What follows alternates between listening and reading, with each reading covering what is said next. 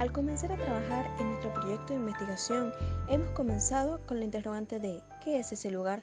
Los vecinos y gente que transita en las calles de San Telmo pasan por la puerta, ¿tienen idea de que es un sitio de memoria? De aquí surgió nuestro primer proyecto, que constaba de la investigación dentro del lugar. Este año seguimos con la línea de investigación, pero abocado al ex centro clandestino de detención y exterminio El Banco, retomando el trabajo realizado anteriormente, puliendo y ampliando la investigación al sumar a uno más de los ex centros clandestinos de detención y exterminio, perteneciente al ABO. Durante la última dictadura cívico-militar, 1976-1983, se crearon centros clandestinos de detención, tortura y exterminio dentro de Argentina. Hoy en día, esos centros fueron recuperados y declarados sitios históricos, como prueba material del testimonio de las víctimas. 3 de esos centros integran el circuito ABO, el circuito Atlético Banco Olimpo. Era la red que conectaba y comunicaba los 3 centros clandestinos de detención, que funcionaron en Capital Federal y el Gran Buenos Aires. Atlético Banco Olimpo es un circuito en sí mismo, porque dependió del primer cuerpo de ejército, del batallón 601 de inteligencia. Los represores prácticamente fueron los mismos que fueron pasando de un campo a otro, y lo mismo pasó con los secuestrados. Los compañeros que quedaban en un sitio, por diversas razones, pasaron del Atlético al Banco y luego del Banco al Olimpo. El Banco empezó a funcionar el 28 de diciembre del 77, porque el Olimpo no se había terminado de construir. El juez Rafecas dice una frase muy interesante, que él es el que investiga la parte judicial de ABO, y él lo que dice es que fue un solo centro clandestino en 3 sitios distintos. La autopista, por ejemplo, 25 de Mayo, que tiene que pasar por la traza que está ese edificio de la Policía Federal, que en el subsuelo, en el sótano, estaba el Centro Clandestino Atlético. Había que tirarlo abajo, porque había que pasar la autopista. Entonces, se pergenian a construir un nuevo centro clandestino. Pero cuando hay que sacar a los compañeros secuestrados de Atlético, no habían terminado de construir el Olimpo. Entonces, piden permiso, entre comillas, era terrorismo de Estado, ahí no había mucho permiso que pedir. Entre las fuerzas, ellos tenían todo el poder del Estado para hacer lo que querían. Entonces, utilizan un lugar que está en la autopista Ricchieri y Puente 12, que es en La Matanza, provincia de Buenos Aires, para llevar a los secuestrados que estaban en Atlético al Banco. Esto fue el 28 de diciembre de 1977, día que termina de funcionar Atlético y empieza a funcionar el Banco. El banco estaba conformado por quirófanos y el pozo, que tenían puertas dobles de acero y con barrotes en la parte superior. El quirófano también era conocido como sala de tortura. Después había un segundo sector donde habían celdas para incomunicados, una cocina, un patio cubierto de chapa de cartón, un patio descubierto donde las paredes estaban erizadas con vidrio, y por último había un portón de acero color rojo de 2 ojos. Cuando uno entraba, era secuestrado y lo entraban al centro clandestino, se les otorgaba un número y una letra.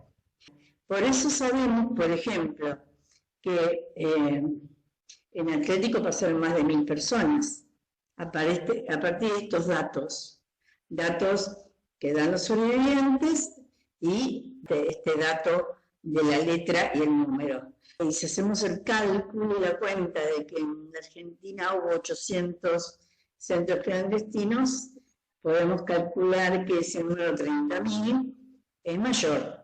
Es complejo, sabemos que son más de 30.000, pero sabemos que 30.000 es un número simbólico, digamos, que tenemos que mantener entre todos. Este es el basamento que tenemos para la construcción de la memoria, por lo menos hasta ahora. Por suerte ahora se vean los jóvenes. Circuito ABO, ¿conoces a alguien que haya quedado? Hay algunos sobrevivientes como Mario Villani. Él hizo un libro que describe bastante el circuito porque él estuvo en los 3 lugares, estuvo al Atlético, Banco, Olimpo, Quilmes y ESMA. Estuvo como 3 años y pico de centro clandestino a centro clandestino. Él no vive ya acá en el país, pero él, gracias a sus testimonios, como el de todos los sobrevivientes, ¿no? Digo, que le dan valor a esto, se pudo reconocer mucho del circuito, ¿no? Digo, porque él estuvo en las 3 instancias.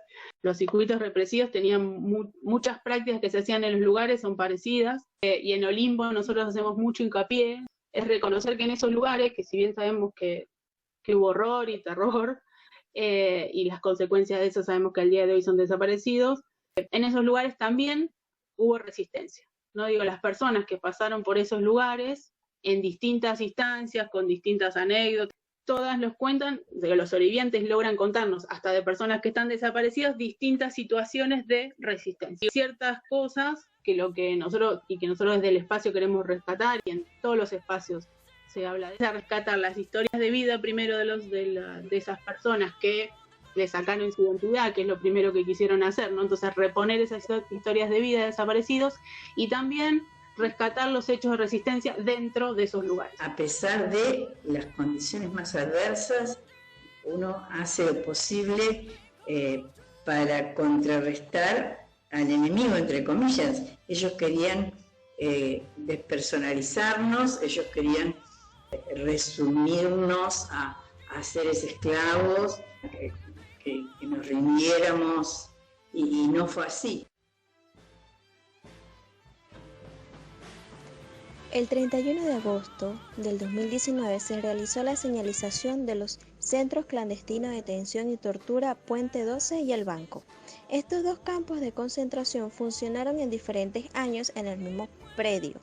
Este acto, además de representar una marca de memoria, será un homenaje a los compañeros desaparecidos y asesinados en estos centros, reivindicándonos la memoria, la verdad y la justicia por ellos y por los 30.000. Lugar donde cientos de personas fueron desaparecidas y asesinadas.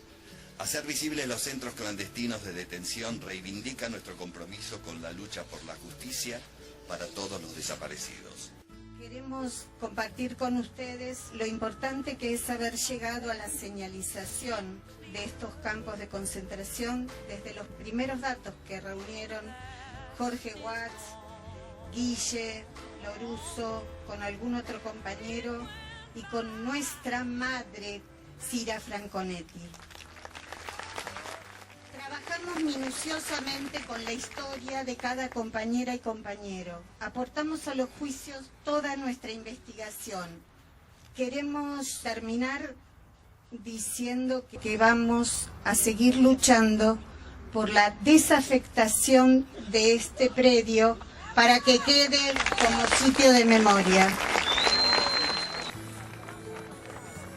30.000 compañeros detenidos desaparecidos. 30.000 compañeros detenidos desaparecidos. 30.000 compañeros detenidos desaparecidos.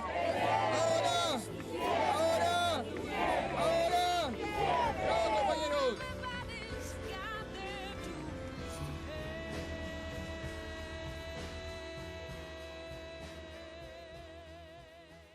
¿Y cuál sería el mensaje para la juventud que usted le quisiera dar?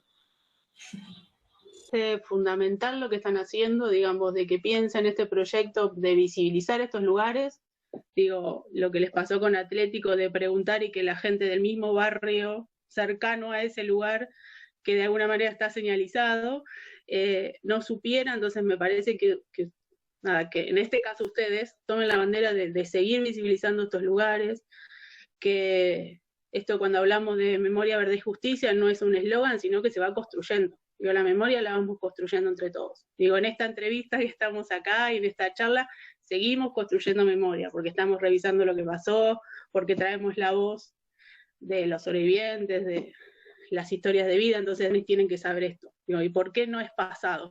Digo, es pasado por tiempo, por años, pero no es pasado porque esto sigue siendo presente. Lo interesante que sea que se convierta en un espacio de memoria es que no solo es recordar lo que pasó, homenajear a los detenidos desaparecidos, sino también pensar en clave del presente, poder visibilizar ciertas prácticas que se continúan, para nosotros es fundamental el puente pasado-presente, no es que todo quedó ahí, en ese lugar que ahora ya no está, sino que hay ciertas prácticas que se continúan. Esto es presente porque todavía hay nietos que no se recuperaron, porque no se sabe qué pasó a los desaparecidos, porque hay juicios que faltan, porque hay espacios como el banco, lugares que tienen que ser espacios de memoria. Es fundamental lo que están haciendo, y parece que la juventud es la que tiene que tomar esa posta. Yo como mensaje que sigan el impulso de vida que sienten, pero sobre todo en forma colectiva. Cada uno con su pensamiento, por supuesto. Más allá de los objetivos que cada grupo, cada colectivo se proponga, en los jóvenes que hay varios vastos objetivos, que se haga en forma colectiva. Más allá que haya discusiones, que bienvenido sea, no tenemos que pensar todos igual, no tenemos ni debemos pensar todos igual, pero poder sentarnos a la mesa y argumentar. Esto es lo que les diría, empezar no digo leer, pero empezar a pensar, sí, leer también, por supuesto, a pensar qué es lo que ustedes quieren, cómo lo quieren, con quién, y no bajar las banderas.